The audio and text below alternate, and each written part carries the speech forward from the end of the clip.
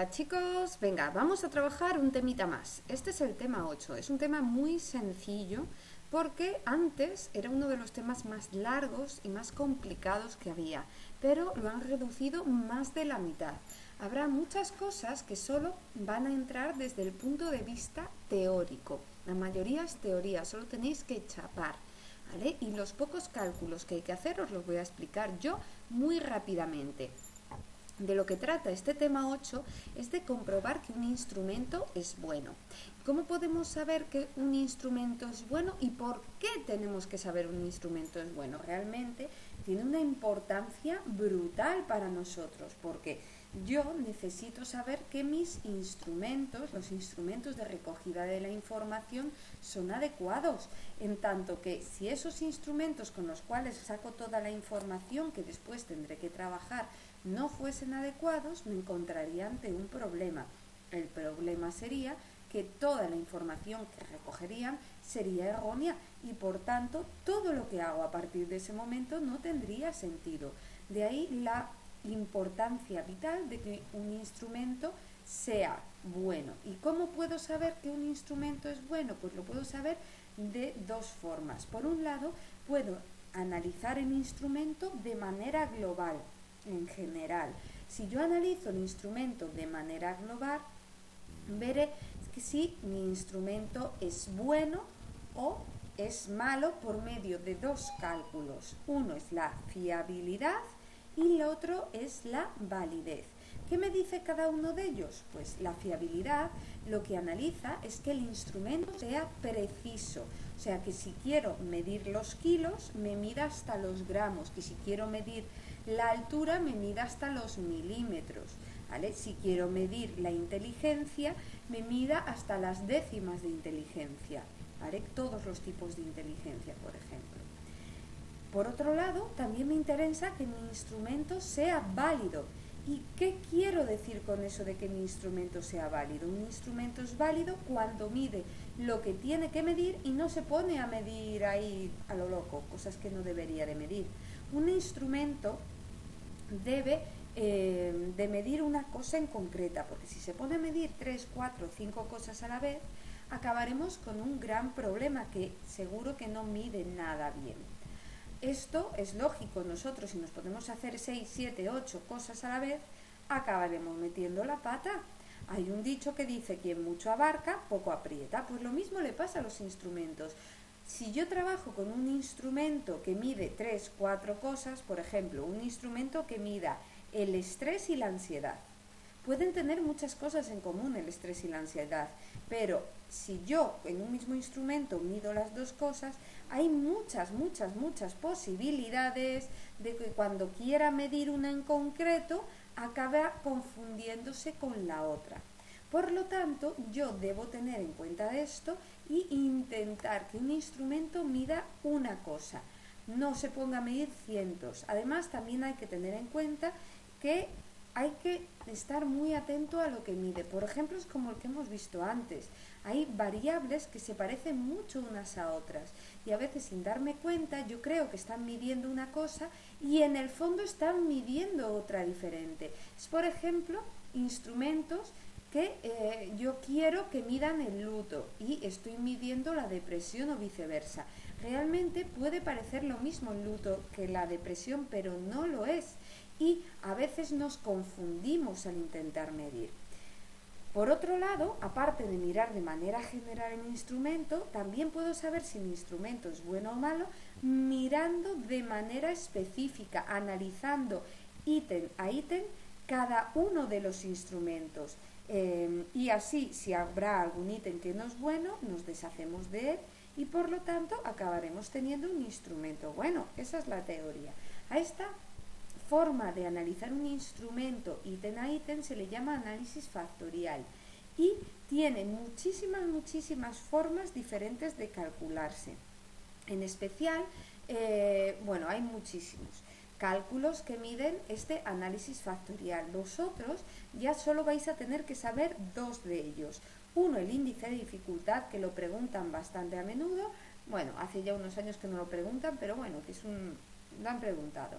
Y otro es el índice de homogeneidad, que nunca han preguntado porque suelen preguntar en las asignaturas de segundo. Pero dejando todo esto aparte, vamos a ver cuándo un instrumento es bueno y específicamente cuándo un instrumento es fiable. Bueno, seguro que alguna vez habéis venido, tiene que ver con esto de aquí. Lo vamos a dibujar con un Paint para que sea más sencillo. Vamos a borrar lo que hay aquí y vamos a explicarlo. Yo, cuando voy a un examen, que a fin de cuentas un examen es un instrumento como otro cualquiera, yo espero sacar una nota. Esa nota que espero sacar es la nota que me merezco, porque yo sé cuánto he estudiado, cuáles son mis conocimientos. Entonces, la nota que me merezco es lo que llamamos puntuación verdadera, que se representa con una V. La puntuación verdadera es lo que verdaderamente me merezco. Lo que pasa que llego al examen, hago el examen y después yo saco una nota en ese examen, me dan la nota, esa es la puntuación empírica. Si mi instrumento fuese perfecto, la puntuación verdadera, que es la nota que verdaderamente me merezco, será la misma que la puntuación empírica. El problema es que a veces nos encontramos que la puntuación empírica no es igual que la puntuación verdadera. Hay un cierto error. Así, para conseguir esta puntuación empírica, yo a la puntuación que verdaderamente me merezco le tendré que sumar o restar, dependiendo si el error es por lo alto o por lo bajo, le tendré que sumar o restar el error de estimación. El error de estimación me dice por cuánto se equivoca mi instrumento, cuál es el error sistemático, claro está. Si pasa una vez cada 100, pues no pasa nada, es un fallo lo que cualquiera, ¿vale? Pero estamos hablando de errores sistemáticos. Este error puede ser positivo, ya que me puedo confundir por lo alto, o puede ser negativo, ya que me puedo confundir por lo bajo. Lo que sí que tengo que tener en cuenta es que este error de estimación es inversamente proporcional a la fiabilidad. La fiabilidad de un instrumento es fiable cuando mide con precisión. Si hay mucho error de estimación, hay poca fiabilidad. Esto, en el fondo, se podría representar con un eje cartesiano como si fuese una correlación. Yo tengo aquí el error de estimación y tengo aquí la fiabilidad. Cuanto mayor sea el valor en el error de estimación, más pequeñito será el valor en la fiabilidad y viceversa. Cuanto más alta sea la fiabilidad, menor será el valor en el error de estimación. Así acabo obteniendo una correlación inversa, o sea, que llamamos en estadística correlación negativa. Puede ser una relación muy fuerte, pero negativa, que cuando tenga valores altos en una variable, tenga valores bajos en la otra. Bueno, así podemos continuar hablando un poquitito. ¿Vale? Lo primero que tengo que entender es que hay muchas formas diferentes de calcular la fiabilidad. La fiabilidad se puede calcular de cientos de maneras, bueno, cientos no, pero decenas de maneras diferentes sí. Lo único, vosotros aparte de no tenerlas que saber todas, lo único que son tantas que se han clasificado en tres grandes categorías. La fiabilidad como estabilidad, la fiabilidad como equivalencia y la fiabilidad por consistencia interna. La fiabilidad como estabilidad y como equivalencia en su interior solo tienen un método. Es la fiabilidad como consistencia interna la que tiene varias formas diferentes de cálculo. Aunque vosotros no tendréis que saberlas todas, solo tendréis que saber 5 de ellas, de las cuales dos son iguales. Una que se llama alfa de Cronbach y otra que se llama Kunder-Richardson son el mismo cálculo de fiabilidad, pero para cuando tenemos diferentes tipos de ítems. Si por un lado estamos trabajando con ítems de acierto-error, utilizaré uno. Si trabajamos con ítems que nos dan nota de 1 a 5, de 1 a 10, trabajaremos con el otro. Con lo cual, en el fondo, son 4 métodos. De estos 4 métodos, ¿vale? El alfa de Cronbach nunca lo han preguntado. El otro, que hay otros 2 que tampoco no los preguntan mucho, porque estos 2 realmente hoy en día están totalmente obsoletos, no sirven para nada. Y el tercero, el cuarto que queda en estos momentos, sería el que más habitualmente preguntan y el más sencillo de todos. Bueno, vamos a empezar a hablar de los 3 tipos de fiabilidad. Comenzaremos con la fiabilidad como estabilidad.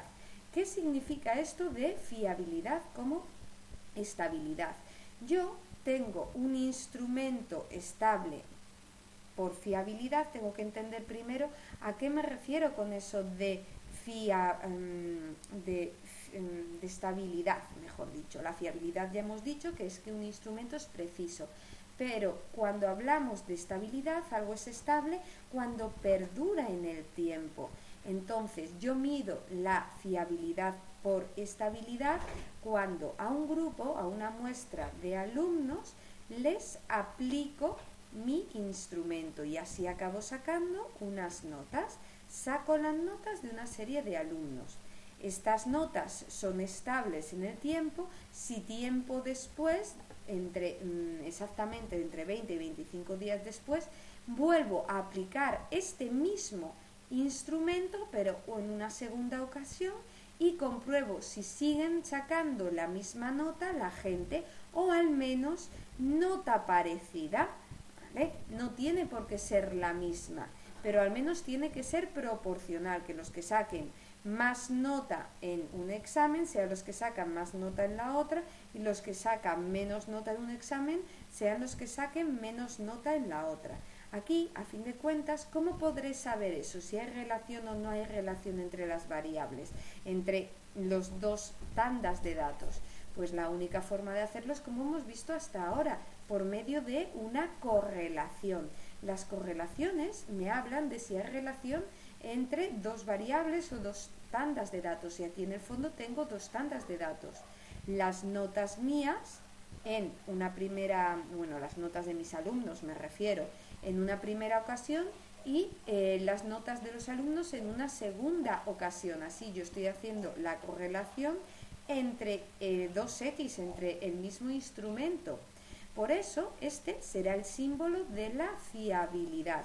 Siempre que quiera hablar de fiabilidad tendré que poner RXX, ¿vale? Un instrumento será fiable por estabilidad cuando yo calculo la correlación entre 20 y 25 días después, porque 20 días ya son demasiado tiempo como para acordarme exactamente de lo que he escrito, y entre 25 días, porque ya si estoy más de 25 días hay riesgo de que lo que se me olvide es el temario, no la respuesta. Entonces yo tengo que esperar entre 20 y 25 días a volver a establecer esta segundo test, ¿vale? Esta segunda aplicación del mismo test. Por eso a esta prueba también se le llama de test retest, porque yo tengo mi test y vuelvo a aplicar este test. Así, el resultado que me tiene que dar es el resultado propio de una correlación. Como todas las correlaciones, los resultados tienen que ir de 0 a 1 y se considera un instrumento fiable cuando tiene una correlación mayor de 0,85. Si yo tengo una correlación por debajo de 0,85, entonces no sería adecuada. Si está entre 0,85 y 0,95 se consideraría buena, y si está por encima de 0,95 se consideraría muy buena. Esto es así en casi todos los cálculos. Solo habrá alguno que otro en donde no funcione exactamente así. Pues este es el método de fiabilidad por estabilidad. El segundo de los métodos es la fiabilidad como equivalencia o de formas paralelas. Aquí yo también tendré que aplicar a mis alumnos mi prueba y acabo obteniendo toda una serie de notas.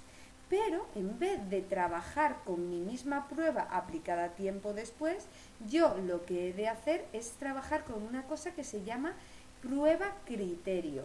La prueba criterio, el criterio de referencia, es una prueba que hoy en día se sabe que es fiable y que es válida. Es una prueba cojonuda, ¿vale?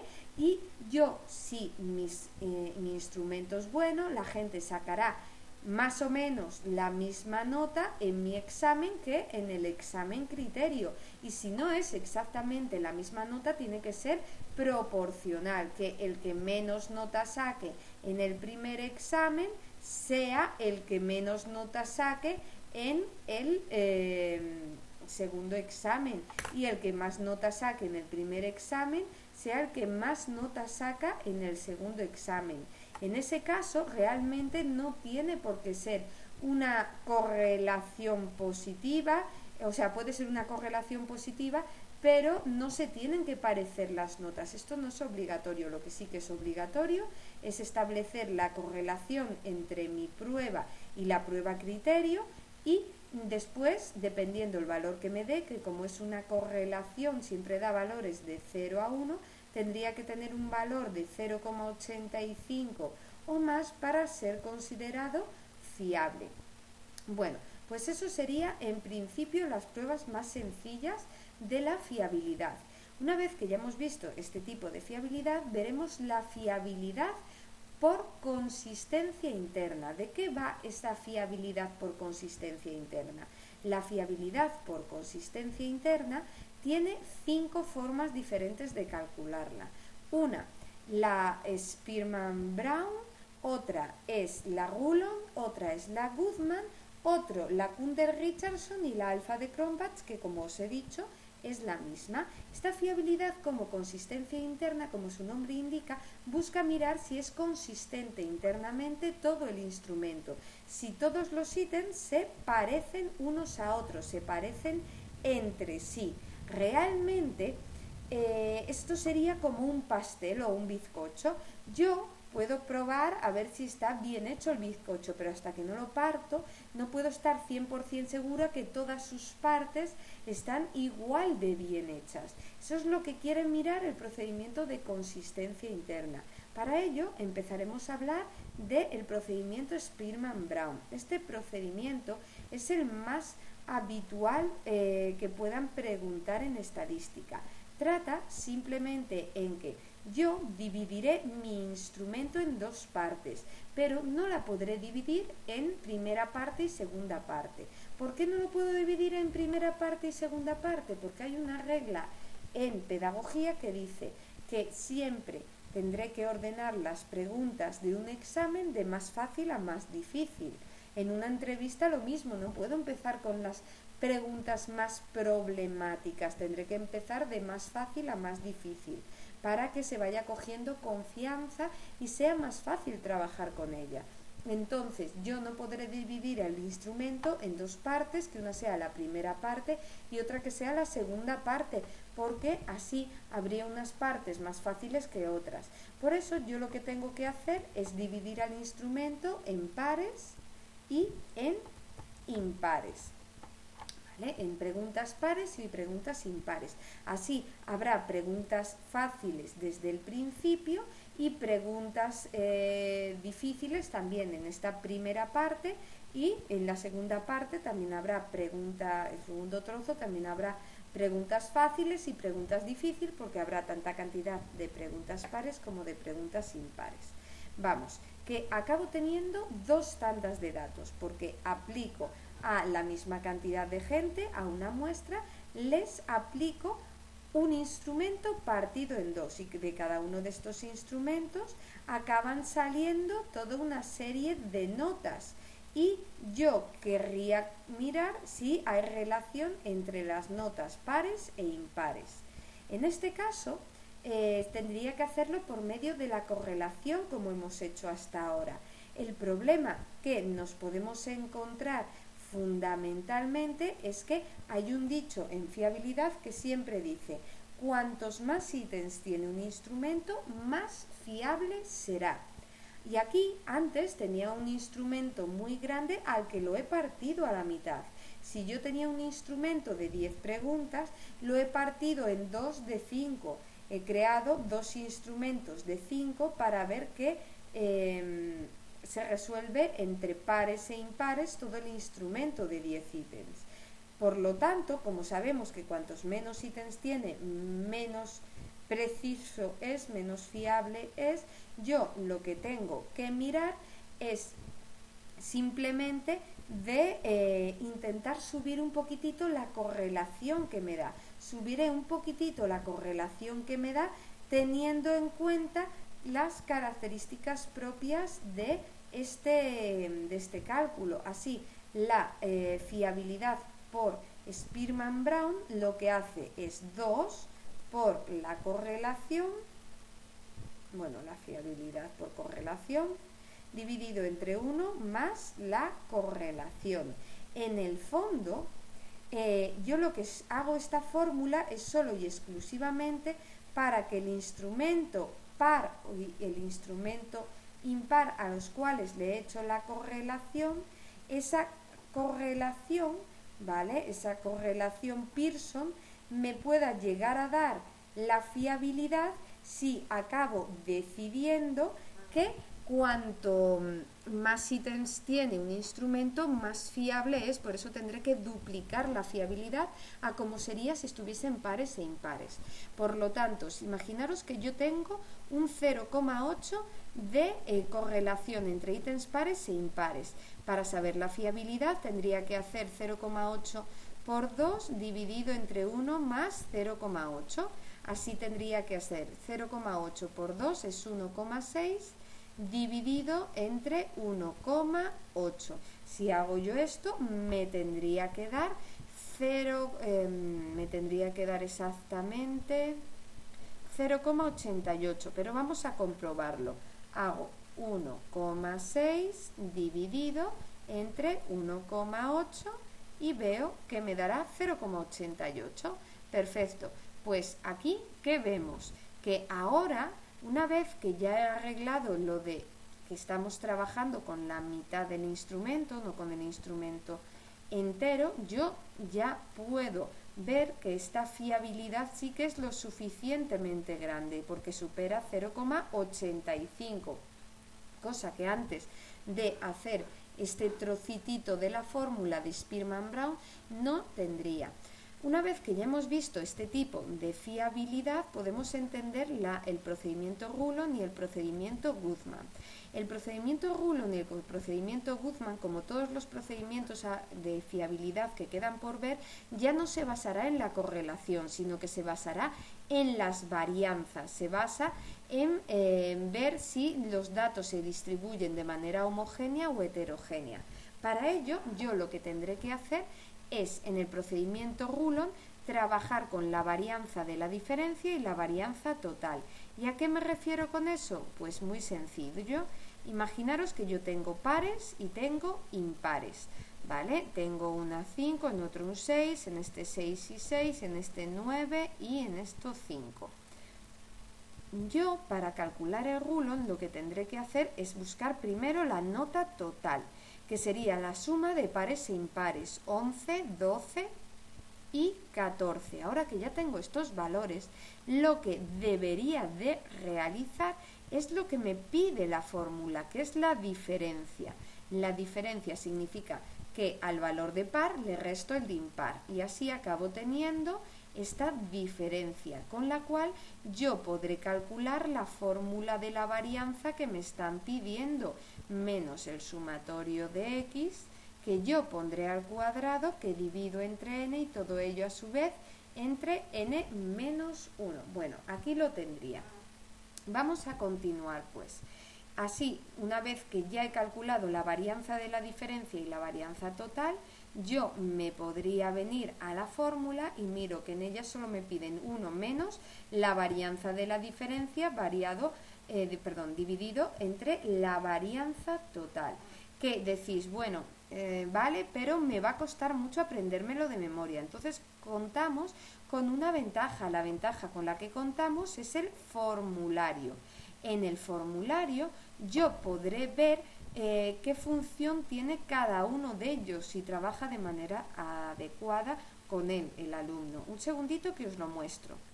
Si venimos aquí, el formulario, Vemos que en él va a haber primero dos colores. Hay uno grisáceo y que aquí ya desde el principio dice que todo lo que está de gris no entrará en la parte obligatoria de práctica, pero cuidado que sí que entra en la teoría. Aparte de eso, también me hablan de la fiabilidad como estabilidad y la de equivalencia, y son tan majos que me ponen la fórmula de la Pearson, por si se me ha olvidado, y me dice cómo se haría. Dice, correlación de Pearson entre la aplicación sucesiva, que es la estabilidad, o bien entre la aplicación de la prueba y su equivalente. Aquí se han comido el paréntesis, que sería equivalencia. ¿Veis que me van diciendo cuál es una y cuál es la otra? Si sigo bajando, veo la Spearman-Brown, que dice la fiabilidad se calcula mediante el coeficiente de correlación Pearson entre las mitades, así llamamos x1, a las puntuaciones de los ítems impares, y x2 a las puntuaciones de los ítems pares, segunda mitad. Y aquí me pone la fórmula de la Pearson, pero antes, previamente, me ha puesto la fórmula de la Spearman-Brown, donde si veis coincide esta RXX minúscula, es la RXX minúscula que aparece ahí arriba. Después está otro procedimiento, que es el de Rulon. El de Rulon es muy parecido a el anterior, el Guzmán. Perdón, que todavía no os he hablado del Guzmán, es el que os acabo de... el Rulon es el que acabamos de ver. Dice así: para llegar a determinar el valor del coeficiente de fiabilidad debemos calcular previamente tanto la varianza de las diferencias como la del total. ¿Vale? Esta sería el Rulon. El Guzmán, como os estaba diciendo antes, es prácticamente lo mismo, pero a diferencia del Rulon, no calculo la diferencia, sino simplemente calculo la varianza total, la varianza de la primera parte y la varianza de la segunda parte. Así yo podré saber el procedimiento Guzmán. Tanto el Rulon como el Guzmán cuentan con el problema de que son muy poco exactos, ¿vale? Son cálculos que dan mucho margen de error y por eso hoy en día no se utilizan.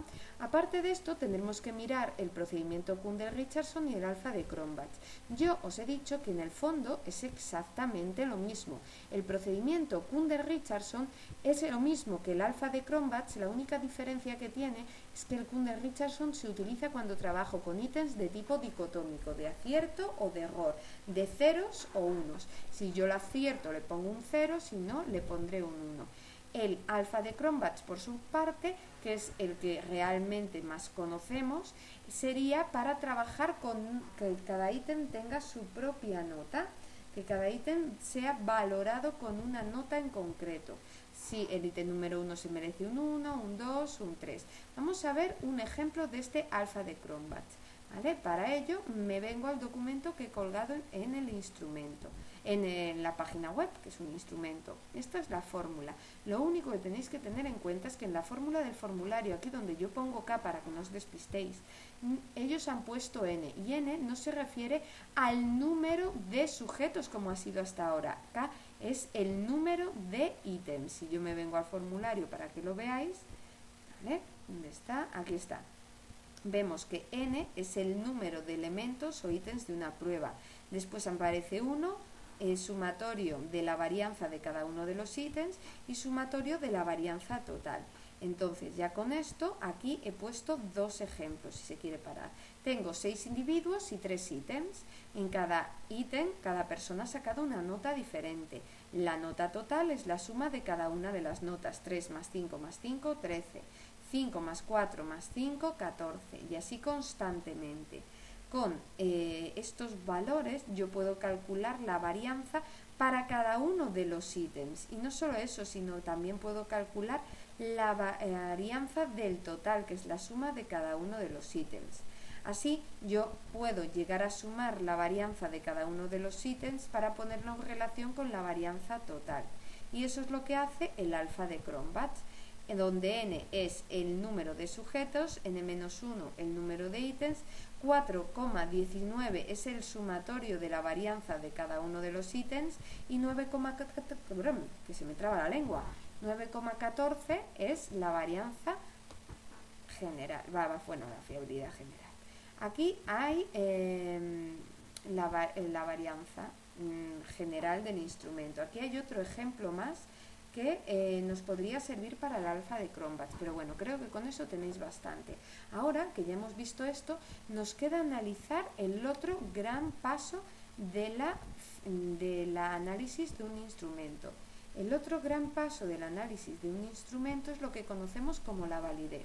La validez se puede llegar a conocer a partir de dos grandes procedimientos. Uno es el cálculo y la otra es la estimación. Cuando yo estimo la validez, yo no te voy a dar con precisión un valor concreto de validez. Yo te voy a decir, bueno, estará más, esto es válido, es más o menos bueno, es más o menos malo, porque se hace no por fórmula, sino por un grupo de expertos o un único experto que decide si es bueno o no es bueno el instrumento. Habrá tres tipos de validez estimada y dos de validez calculada. Lo bueno es que a la hora de calcularlos no tendréis que saber hacerlo. La validez de contenido es el primero de los tipos de validez, donde yo miro si se cubren todos los objetivos que pedía el instrumento, si en el instrumento estamos trabajando con todas las características. También habla de la representatividad, o sea que no solo que haya un ítem por cada objetivo, sino que ese ítem represente bien, muestre con claridad lo que yo quiero conocer de ese alumno, de esa persona, ¿vale?, a la que quiero investigar. Y por último, para validar este proceso de validación, valga la redundancia, tengo que entender que tengo que trabajar con uno o con varios expertos, que son personas que se supone que conocen ya el instrumento. Otro tipo de validez estimada y no calculado es la validez de constructo. Esta la sistematizó Fox en 1987. Esta validez de constructo mira si lo que es en una construcción, todas las partes que debería de tener el instrumento como tal las tiene. O sea, si tiene... si está bien formado en general, si las tipo test tienen alternativas de respuesta correctas, si está la forma de evaluarlo está plasmada en el memorándum que tiene que ir adjunto a un instrumento. Todas esas características son las que mide la validez por constructo, para que la última de las valideces sea de estas estimadas, está aquí abajo, perdonad, es la validez aparente o didáctica. Esta lo que mira es que un instrumento, ¿vale?, esté bien definido desde el punto de vista didáctico, que los ítems vayan de más fácil a más difícil, que no produzca cansancio, que sea suficientemente atractivo, que sea adecuado para la edad, que tenga un vocabulario adecuado. No puedo trabajar con el mismo vocabulario para vosotros que para los alumnos de económicas, dado que estamos trabajando con diferente vocabulario, diferente formación, diferente trabajo que realiza cada individuo. Bueno, pues esa es la validez aparente. Las otras dos, la validez por constructo, la validez concurrente y la validez predictiva, se basan en la misma idea. Se basan en que yo tengo que coger, como hemos visto antes, mi prueba y se la paso a una muestra. Pero a diferencia de lo que hemos visto antes, no pasaría esta misma prueba tiempo después, sino que pasaría lo que se llama una prueba criterio, que es una prueba que ya se sabe que es buena, que es adecuada. Así, yo lo que estaré mirando es si hay relación entre los datos de mi muestra y los datos de otra muestra que ya se sabe que son buenos, que son fiables. Bueno, pues eso es la validez que queda por ver. Hay que entender, por lo tanto, que en esta validez utilizaré siempre lo que llaman pruebas criterio, que es otra prueba que ya se sabe que es fiable y que es válida y que puedo tomar como modelo de referencia. Siempre tomaré a la variable denominada criterio como modelo de referencia, y para saber si el instrumento es fiable o no es fiable, lo que tengo que hacer es calcular la correlación. La validez de tipo concurrente hace lo mismo que la predictiva, pero en vez de aplicar tiempo después la prueba criterio, la aplican al mismo instante. Así yo puedo comprobar que las diferencias, o sea, que puedan dar este instrumento, sean pura casualidad. ¿Vale? La validez concurrente copia los datos de mi muestra hoy y en ese mismo instante hacen la prueba criterio. Si todo va bien, ha de haber una proporcionalidad entre mi prueba y la prueba criterio. Ya veis, esto es prácticamente toda la validez. Solo quedan 3 conceptos asociados a la validez: el coeficiente de determinación, el coeficiente de alienación y el coeficiente de valor predictivo. Son muy sencillitos. El problema es tal como están explicados en el libro y cómo lo preguntan, porque lo preguntan exactamente igual que como lo ponen en el libro. El coeficiente de determinación y el de valor predictivo, lo que me están diciendo es que yo, gracias en un instrumento en el cual exista una validez, que como se calcula siempre con mi instrumento y el instrumento criterio por medio de una correlación, su símbolo será este, RXY, el de la validez calculada. Pues como siempre se calcula con una prueba criterio, yo cuando compruebe si yo compruebo primero, antes de nada, que mi instrumento sea válido, y ahora que ya he comprobado que mi instrumento es válido, puedo llegar a pronosticar la nota que sacaré yo en mi instrumento mi instrumento o en el instrumento criterio, gracias a uno de los dos datos. ¿Qué quiero decir con eso? Que yo puedo tener las notas mías y quiero saber las notas de mi instrumento criterio. Si sé cuál es la validez, puedo intentar pronosticar lo que sacaré. Esto tenía que ver con lo que os expliqué de las correlaciones en la semana anterior. Una correlación nos puede servir para adivinar la nota que saca alguien si esta correlación es muy fuerte. Pues aquí nos pasará esto. Yo lo que puedo intentar es conocer la nota de la variable criterio si tengo la variable, la nota de mi instrumento. Así, simplemente por una correlación, yo podré saber la validez y esta validez me permitirá pronosticar una nota. El coeficiente de determinación me permite eso, saber cuántas posibilidades tengo de acertar. El de valor predictivo dice lo mismo. La diferencia que habrá entre el de determinación y el de valor predictivo es la misma diferencia que existe entre la varianza y la desviación típica. Son lo mismo, pero uno está al cuadrado y el otro no. Pero en el fondo son exactamente lo mismo. El problema está en tal como lo han definido, ya que al coeficiente de determinación le denominan, nos indica la proporción de la varianza del criterio que se aplica a partir de la prueba. Queda un poco complicado de entender, aunque es lo mismo que os estaba diciendo hasta ahora. El coeficiente de alienación, por su parte, es lo contrario que el coeficiente de determinación. Me indica la probabilidad que tengo de fallar, ¿vale?, cuando intento pronosticar una nota. Ahora que ya hemos entendido esto, vamos a verlo con un ejemplo.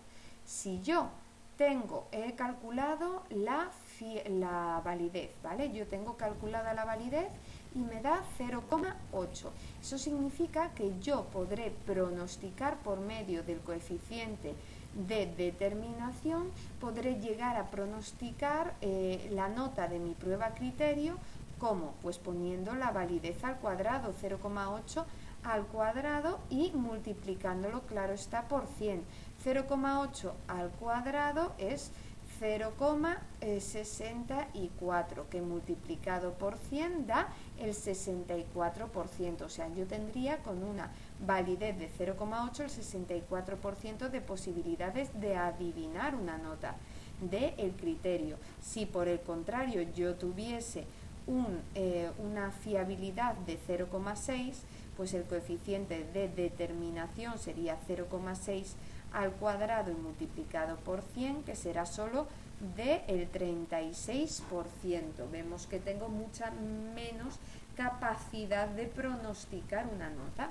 Ahora que ya hemos visto esto, podemos entender el índice de dificultad y el índice de homogeneidad. El índice de dificultad me indica si un ítem es fácil o es difícil. Hay que entender una cosa: un ítem bueno O sea, no tiene ni por qué ser fácil ni por qué ser difícil. En un instrumento adecuado tiene que haber todo tipo de ítems, tanto fáciles como difíciles, porque eso me permitirá valorar a la persona.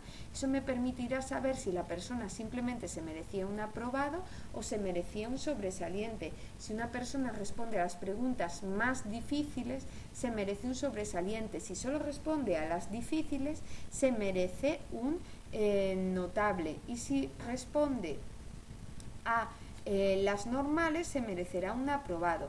Así, yo hasta podría establecer el tanto por ciento de preguntas de cada tipo que tendría que tener. Se podría decir que tiene que haber un 5% de preguntas muy difíciles, ¿vale? Llamaré muy difíciles a las que están cerca de 0, porque como casi todo en estadística se mide en proporción de valores de 0 a 1. Y este otro 5% sería muy fácil. Además de eso, yo tendría por aquí un 20% de lo difícil y un 20% por aquí en lo alto de lo fácil. Y por último tendría lo normal, que serían los ítems de dificultad normal, que sería el 50%. Tienen que ser los que más. Bueno, así yo podría seguir mirando los valores. Siempre tengo que acordarme que es muy parecido a la forma de clasificación de los resultados del índice de dificultad a cómo había trabajado hasta ahora, ¿vale? Por ejemplo, la correlación. Si a mí el resultado me va de 0 a 0,24 es muy difícil. Si va de 0,25 a 0,44 simplemente es difícil. Si va entre 0,45 y 0,54 es normal. Si va de 55 a 74 es fácil, y si va de 75 para arriba es muy fácil. La fórmula del índice de dificultad es esta de aquí, donde yo pondré en relación los aciertos con los errores, dividido el número de alternativas de respuesta menos 1, y todo ello dividido total. Esto es así ya que para esta fórmula yo una de las cosas que tengo que saber es el número de alternativas de respuesta, ¿vale? Si yo no tuviese ítems de tipo test, ahí la fiabilidad no sería esa, la fiabilidad, el índice de dificultad no sería ese grande, sería simplemente aciertos partido el total, y con eso ya tendría el índice de dificultad. A ver, si yo quito esto y vamos a ver un ejemplo. Mirar, aquí tengo un ejemplo, dice así: a continuación se presenta un ítem de elección múltiple con 5 alternativas de respuesta. La alternativa A es la correcta, esta es la respuesta correcta, y me han separado entre competentes y no competentes, o sea, los que han aprobado y los que han suspendido el examen en general. Así, la fórmula, como me hablan de alternativas de respuesta, tendrá que ser la fórmula grande, de aciertos menos errores partido número de alternativas de respuesta menos 1 partido el total. O sea, la fórmula que hemos estado mirando hace un segundito, que será esta de aquí, ¿vale? No la pequeñita, esta de aquí. Para ello, yo primero tendré que mirar el número de aciertos. Los aciertos serán 44 más 28, todos los que han contestado A, que son 72. Si en total hay 100 y 100, 200 personas, los errores serán 128, 200 menos 72 es 128. Además, yo puedo sumar todos estos valores y me dará, yo al sumar todos estos valores, me dará el número de errores que hay, que son 128. El número de alternativas de respuesta, el número de tipos de respuesta que hay son 5, que le restaré 1 y lo dividiré entre el total de gente que hay, que es 0,2. Y eso me indica que el ítem, como está muy cerca de 0, es un ítem muy difícil, que algún ítem muy difícil siempre tiene que haber en mi instrumento. Bueno, aparte de esto, otro cálculo que yo tendré que saber es el índice de homogeneidad. El índice de homogeneidad me dice que mi ítem se parece al resto del instrumento. Yo sabré con el índice de homogeneidad que mi ítem es bueno, porque muy mal tendré que haberlo hecho para que todas las preguntas sean malas, y por tanto, si mi pregunta se parece a la mayoría, eso significará que mi pregunta es buena. Mira, Por lo tanto, este índice, que mis resultados de cada uno de los ítems sean homogéneos con el test en general. Los resultados que me tienen que dar, a diferencia de lo que hemos visto hasta ahora, darían de -1 a 1, donde si el resultado es negativo es que mi ítem es horroroso. Si va de 0 a 0,2 es que es bastante malo. Si va de 0,2 a 0,3 es que no es bueno. ¿Para qué vamos a andar con bobadas? Si va de 0,3 a 0,39 es que es bueno, y si está por encima de 0,39 es que es muy bueno. Hay varias formas de calcular este índice de homogeneidad, pero la que me piden en mi instrumento, aquí está lo que os estaba contando ahora, cómo valorar este índice de homogeneidad. La fórmula del índice de homogeneidad es esta. Yo, como puedo observar, es bastante amplia y compleja. Lo que me piden para calcular el índice de homogeneidad, primeramente, es la correlación entre los resultados del ítem con la del instrumento en general. También la desviación típica del instrumento, la desviación típica del ítem y las varianzas del instrumento en general y del ítem. Así, también las desviaciones típicas, recordar, varianzas S al cuadrado, desviación típica S. Tengo que hacer muchos cálculos previos y una vez que ya los tengo todos hechos, podría llegar a calcularlo. Aquí, por ejemplo, me dan ya los datos hechos, ¿vale? Ya me han dado, me dicen, en una prueba de puntuación continua, continuas respuestas dicotómicas de ítem, se han obtenido los siguientes valores. Una correlación biserial puntual de 0,52. Vosotros tranquilos que siempre en este cálculo tendréis que calcular la Pearson. Una desviación típica del test total de 3,25. La desviación típica del ítem dicotómico sería de 0,49.